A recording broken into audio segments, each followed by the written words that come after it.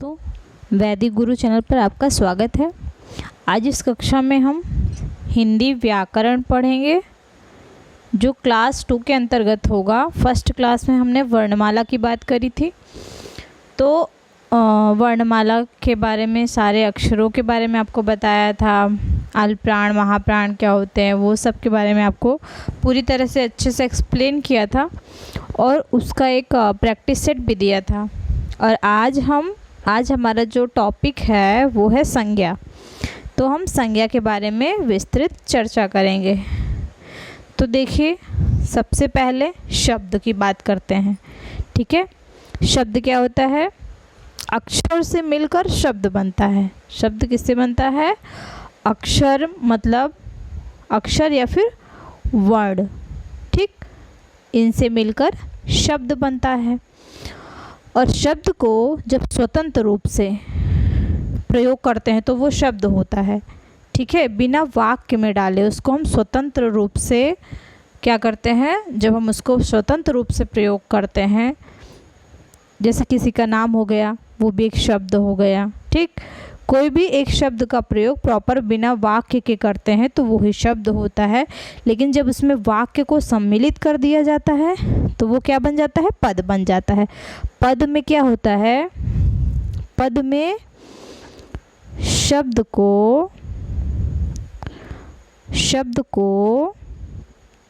वाक्य में पिरोना। ठीक है, शब्द को वाक्य में सम्मिलित करना, सम्मिलित करना ही क्या कहलाता है? पद कहलाता है। तो वर्णों से शब्द बनता है। वर्ण और अक्षर, बहुत सारे वर्ण और बहुत सारे अक्षर मिलाकर एक शब्द बनाते हैं और बहुत सारे शब्द मिलकर पद बनते हैं। ठीक है, और जब शब्दों को वाक्य में सम्मिलित किया जाता है तो वो ही पद बन जाता है। पद के प्रकार कितने हैं? देखिए, पद 5 प्रकार के होते हैं: संज्ञा, सर्वनाम, विशेषण, क्रिया और अव्यय। मुख्यतया पद जो होते हैं वो 5 प्रकार के होते हैं। उसके बाद देखिए, इसमें आज हम संज्ञा की बात करेंगे। ठीक, ये सारे भी पढ़ेंगे, ये सारे पद, लेकिन आज हम फिलहाल संज्ञा की बात करते हैं। तो संज्ञा क्या होती है? संज्ञा उस विकारी शब्द को, पहले तो विकारी का मतलब समझ लीजिए। विकारी क्या होता है? विकारी मतलब जो चीज़ परिवर्तनशील हो, जिसको परिवर्तित किया जा सकता है। ठीक, और जो अपरिवर्तनीय होता है उसको हम अविकारी कहते हैं। अविकारी क्या होता है? अविकारी जो होता है वो अपरिवर्तनीय होता है, उसको हम किसी भी तरह से परिवर्तित नहीं कर सकते हैं। लेकिन जो विकारी होता है उसको, विकारी क्या होता है? ये परिवर्तनीय है। ठीक, परिवर्तनीय। अब हम जो ये संज्ञा है, संज्ञा उस विकारी शब्द को कहते हैं जिससे किसी विशेष वस्तु, भाव और जीव के नाम का बोध हो। ठीक, संज्ञा किसी व्यक्ति, वस्तु अथवा स्थान के नाम को संज्ञा कहते हैं। ये आप शुरू से पढ़ते चले आए हैं। तो बस वही कि संज्ञा उस विकारी शब्द को कहते हैं जिससे किसी विशेष वस्तु, भाव और जीव के नाम का बोध होता है। अब संज्ञा के भेद, हाँ, और विकारी किस तरह से विकारी होते हैं संज्ञा, ये भी आप जान लीजिए। तो ये जो संज्ञा है वो लिंग, वचन, कारक, ठीक, 3 कारण से विकारी होते हैं। ये 3 तरह से, मतलब हम संज्ञा को लिंग में परिवर्तित कर सकते हैं, उसके लिंग के रूप में, वचन के रूप में और कारक, ये 3 तरह से हम संज्ञा को परिवर्तित कर सकते हैं। इस तरह से ये विकारी हैं। अब संज्ञा के भेद देखिए। संज्ञा को 2 भेदों में भागों में बांटा गया है। पहले तो वस्तु के रूप में बांटा गया है। उसके बाद धर्म, पहला मतलब हिंदी में संज्ञा को दो भागों में बांटा गया है। पहला वस्तु के रूप में और दूसरा धर्म के। वस्तु में व्यक्तिवाचक, जातिवाचक, भाववाचक,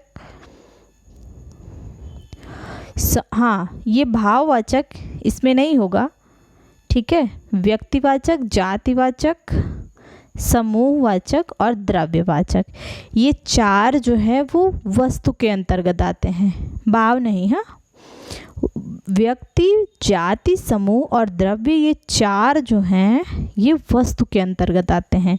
लेकिन भाववाचक संज्ञा जो होती है वो धर्म प्रधान होती है, ठीक, वो धर्म के अंतर्गत आती हैं। इस प्रकार हिंदी व्याकरण में संज्ञा के मुख्यतः 5 भेद माने गए हैं।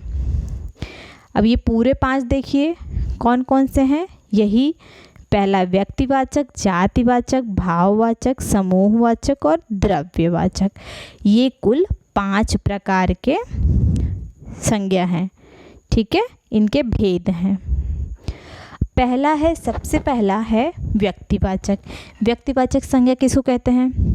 जब हम पर्टिकुलर किसी वस्तु की बात करते हैं, ठीक है, जिस शब्द से किसी एक वस्तु का बोध हो उसे व्यक्तिवाचक संज्ञा कहते हैं। जैसे राम, गांधी जी, गंगा, काशी इत्यादि, ये सारे जो हैं वो हैं व्यक्तिवाचक संज्ञा। सबसे पहला है व्यक्तियों के नाम में आ गया। आप किसी का भी नाम, पर्टिकुलर आप किसी का नाम ले रहे हैं, हाँ, आप अपना नाम ही सोच लीजिए तो ये भी एक व्यक्तिवाचक के नाम पे आता है, व्यक्तिवाचक संज्ञा के अंतर्गत आता है, ठीक है। जैसे ये राम हो गया, गांधी जी हो गए, ठीक, तो ये किसके अंतर्गत आएगा? हरि हो गया, सुरेश हो गया, ये सब व्यक्तिवाचक के अंतर्गत, इनमें क्या व्यक्तिवाचक के अंतर्गत आएंगे।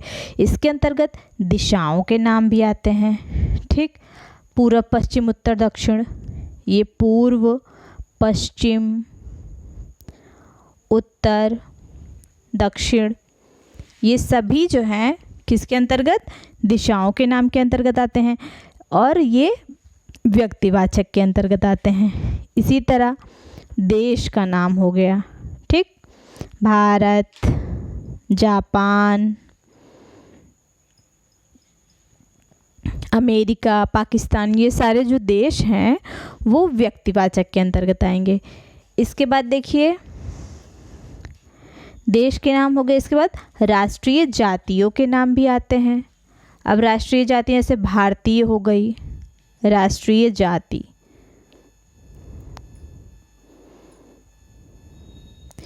भारतीय हो गई, रूसी हो गई, अमेरिकी हो गई, ये सारे, ठीक, ये सारे भी व्यक्तिवाचक के अंतर्गत आते हैं। समुद्रों के नाम हो गए, समुद्रों के नाम, काला सागर, प्रशांत महासागर, ठीक है, हिंद महासागर, ये सब व्यक्तिवाचक के अंतर्गत आएंगे। नदियों के नाम हो गए, गंगा, ब्रह्मपुत्र, ठीक है, यमुना, ये सारी जो नदियां हैं वो भी व्यक्तिवाचक के अंतर्गत। पर्वतों के नाम हो गए, नगरों, चौकों, सड़कों के नाम हो गए, जैसे वाराणसी हो गया, इलाहाबाद हो गया, ठीक, पुस्तकों, समाचार पत्रों के नाम हो गए, ऐतिहासिक युद्धों और घटनाओं के नाम हो गए, पानीपत की पहली लड़ाई जो हुई थी ये भी व्यक्तिवाचक के अंतर्गत आएगी, ठीक है। दिनों, महीनों के नाम हो गए, मई, जून, जुलाई, जनवरी, फरवरी, ये सब किसके अंतर्गत आएंगे? ये सब व्यक्तिवाचक के अंतर्गत आएंगे। त्योहारों, उत्सवों के नाम हो गए, होली, दिवाली, कोई भी त्यौहार, ठीक है, जन्माष्टमी, ये सब व्यक्तिवाचक के अंतर्गत आता है। तो इसके बाद हम जातिवाचक संज्ञा की बात करते हैं। सेकंड नंबर पे आएगा जातिवाचक संज्ञा। जातिवाचक संज्ञा जिन संज्ञाओं से एक ही प्रकार की वस्तुओं अथवा व्यक्तियों का बोध हो उन्हें जातिवाचक संज्ञा कहते हैं, ठीक है। जैसे मनुष्य कहने से सारे मनुष्य जाति का बोध होता है, घर कहने से संसार में जितने भी घर हैं उन सब की बात हो रही है, पहाड़ के अंतर्गत जितने भी पहाड़ हैं उन सब की बात हो रही है, वो भी जातिवाचक के अंतर्गत आएगा। नदियों के नाम हो गए, गंगा, यमुना, ब्रह्मपुत्र, ये सब अगर नाम लेंगे पर्टिकुलर तो वो व्यक्तिवाचक में आ जाएगा। लेकिन अगर हम नदी कहते हैं तो नदी में सारी नदियाँ जो है इंक्लूड हैं, इसलिए ये जातिवाचक के अंतर्गत आती हैं। ठीक है, जातिवाचक इसमें संबंधियों, व्यवसायों, पदों और कार्यों के नाम, ठीक है, जैसे बहन, भाई, ये सब भी जातिवाचक में आएंगे। मंत्री हो गए, बहुत सारे मंत्री, मतलब जितने भी मंत्री हो समस्त मंत्रियों की बात हो रही है। फिर जैसे हम किसी स्कूल के टीचर की बात करें, जब शिक्षक की बात करते हैं तो शिक्षक किसके अंतर्गत आएगा, वो भी जाति, क्योंकि शिक्षक में सारे शिक्षक इंक्लूड हैं। ठीक, तो शिक्षक जो हैं वो भी जातिवाचक के अंतर्गत आएंगे। तो ये सब जो है वो जातिवाचक के अंतर्गत सभी जातिगत का बोध होता है। ठीक है, पशु पक्षियों के नाम ले लीजिए, घोड़ा, गाय, कौवा, तोता, मैना, सारे पक्षी जो हैं, पशु जो हैं, ये सब जो है आपके पशु पक्षी भी आपके जातिवाचक के अंतर्गत आते हैं। वस्तुओं के नाम हो गए, मकान, कुर्सी, वस्तुओं के नाम, घड़ी, पुस्तक, ठीक, ये सब भी किसके अंतर्गत आएंगे, जातिवाचक के अंतर्गत आएंगे। प्राकृतिक तत्वों के नाम, जैसे बिजली हो गई, वर्षा, भूकंप, ज्वालामुखी, ये सब जो है ये सब भी आपके जातिवाचक, ठीक है, तूफान, बिजली, जातिवाचक के अंतर्गत आता है। तो ये रहे आपके जातिवाचक की बात। अब नेक्स्ट हम 3rd नंबर भाववाचक की बात करते हैं। जिस संज्ञा शब्द से व्यक्ति या वस्तु के गुण या धर्म, दशा अथवा व्यापार का बोध होता है, व्यापार का बोध होता है, ठीक, बोध या ज्ञान होता है, उसे भाववाचक संज्ञा कहते हैं। भाववाचक संज्ञा में क्या आता है, ये अगणनीय होते हैं, मतलब जो भाव होता है व्यक्ति के मन की, जो भाव, क्रोध हो गई, पीड़ा हो गया, ये सब जो भाव हैं उनको, उनकी गणना नहीं की, उनको गिना नहीं जा सकता, इसीलिए अगणनीय होते हैं। लंबाई, बुढ़ापा, नम्रता, मिठास, ये सब भाव हैं। और ये क्या होते हैं, ये सब धर्म प्रधान होते हैं। तो पानी में शीतलता, आग में गर्मी, मनुष्य में देवत्व का भाव होता है। ठीक, पशुत्व, जैसे कोई गलत काम करता है तो कहते हैं कि ये तो पशु के समान है, तो वो पशुत्व जो होता है वो भी भाववाचक के अंतर्गत आता है। ठीक है, पदार्थ का गुण या धर्म पदार्थ से अलग नहीं रह सकता है। जैसे घोड़ा है तो वो क्या है, बलवान है, उसके अंदर वेग है, तो ये सब क्या है, उनके भाव हैं। और आकार है उसका। व्यक्तिवाचक संज्ञा की तरह भाववाचक संज्ञा से भी किसी एक ही भाव का बोध होता है।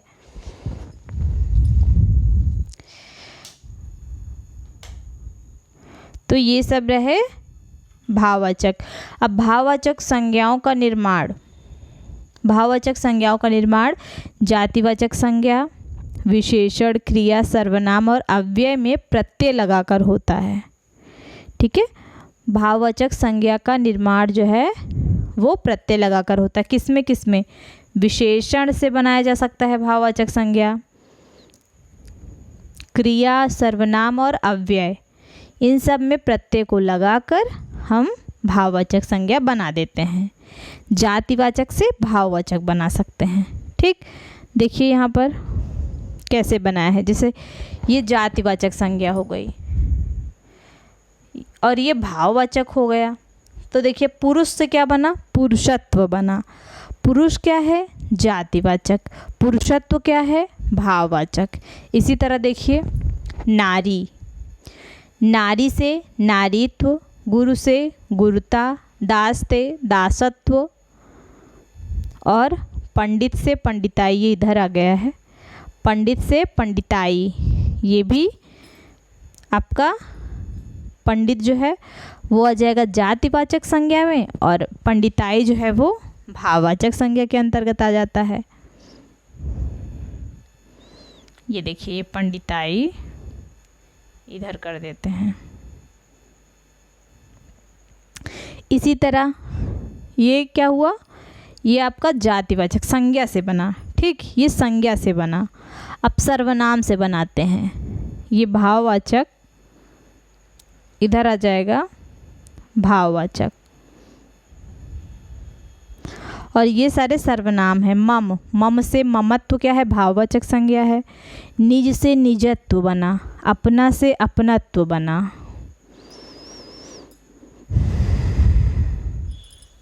इसके बाद देखिए विशेषण, विशेषण से कैसे भाववाचक संज्ञा बनता है। विशेषण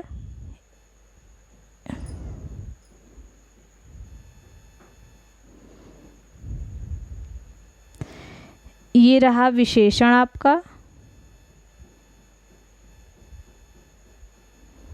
और ये रहा आपका भाववाचक संज्ञा। गर्म है तो गर्म से गर्मी भाववाचक संज्ञा हो गई, और गर्म क्या है, विशेषण है। कठोर से कठोरता, सुंदर से सौंदर्य और सुंदरता, ये इधर आ जाएगा, सुंदरता या सौंदर्य, ठीक, यही है। ये क्या हो गई आपकी भाववाचक संज्ञा, भाववाचक संज्ञा। सौंदर्य और सुंदरता भाववाचक संज्ञा है, और जो सुंदर है ये आपका विशेषण है। इसी तरह वीर से वीरत्व और वीरता, वीरता या वीरत्व, वीरत्व और वीरता क्या हो गई, भाववाचक संज्ञा के अंतर्गत आ गया, और ये जो वीर है ये आपका विशेषण हो गया। वीर, सुंदर, कठोर, गर्म, मैं टिक मार्क कर दे रही हूँ। कठोर, सुंदर और वीर, ये चार जो है आपके विशेषण है, और इसी से गर्म से गर्मी भाववाचक संज्ञा बना। कठोर से कठोरता, सुंदर से सौंदर्य सुंदरता, वीर से वीरत्व और वीरता, ये आपके भाववाचक संज्ञा। धीर से, धीर क्या है आपका, ये रहा आपका विशेषण, ठीक, विशेषण। धीरता बना और धैर्य, ये क्या हो गया, भाववाचक संज्ञा,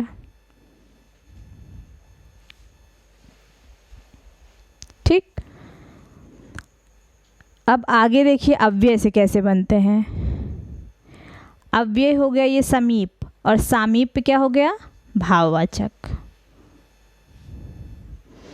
भाववाचक संज्ञा, ठीक।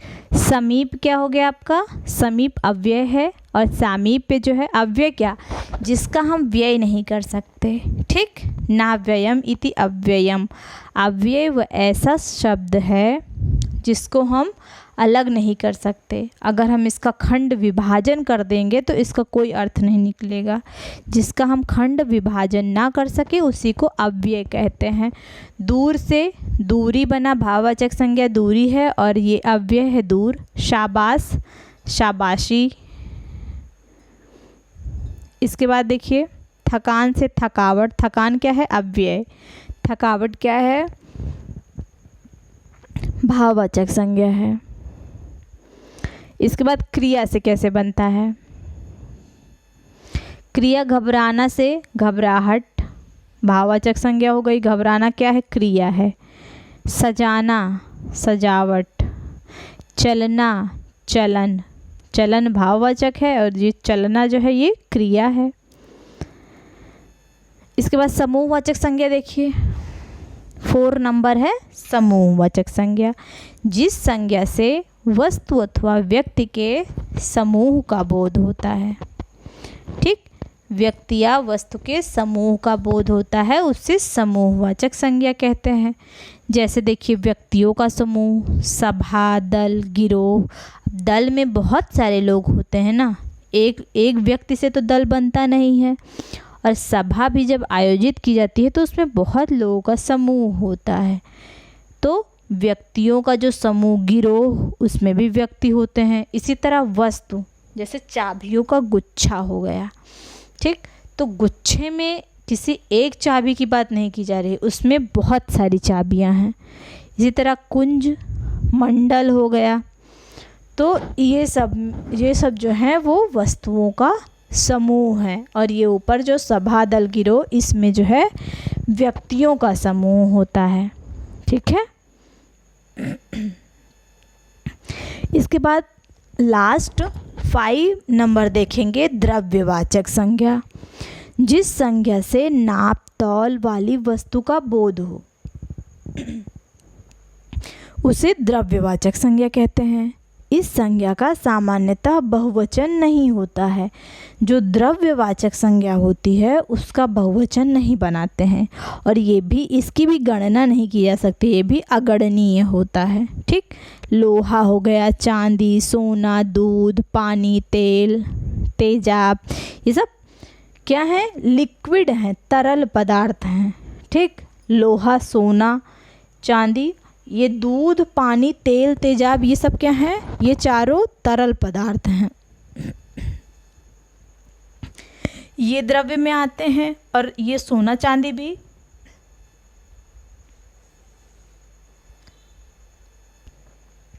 आपका, ये लोहा, सोना, चांदी, ये भी आपका द्रव्यवाचक संज्ञा के अंतर्गत आता है। दूध, पानी, तेल, तेजाब, ये भी जो तरल पदार्थ हैं, ये सारे भी आपके द्रव्यवाचक संज्ञा के अंतर्गत आते हैं। और ये क्या होते हैं? इनका बहुवचन नहीं बनाया जा सकता है, और ये अगणनीय होते हैं, इनकी गिनती नहीं की जा सकती है। इसके ऊपर देखिए, जो समूहवाचक संज्ञा था, इसमें हम कर सकते हैं गिनती, लेकिन जो अब गुच्छे में चाबियां कितनी हैं हम गिन सकते हैं, ठीक। ये इसकी गिनती हम कर सकते हैं, लेकिन जो तरल पदार्थ हैं, सोना चांदी है, उसको भी तो पिघला कर बनाया जाता है ना, तो इन सब की हम गणना नहीं कर सकते हैं, इसलिए ये अगणनीय होते हैं। तो ये आज आपके कुल 5 संज्ञा के भेद और संज्ञा, ये टॉपिक आपका यहीं ख़त्म होता है। नेक्स्ट क्लास में इसके कुछ क्वेश्चंस लेके आएंगे और नया टॉपिक लेके आएंगे, ठीक है। तो चैनल पर बने रहिएगा, लाइक करिए, सब्सक्राइब करिए और शेयर करिएगा। हम वैदिक गुरु चैनल पर हैं। आज के लिए इतना ही, धन्यवाद।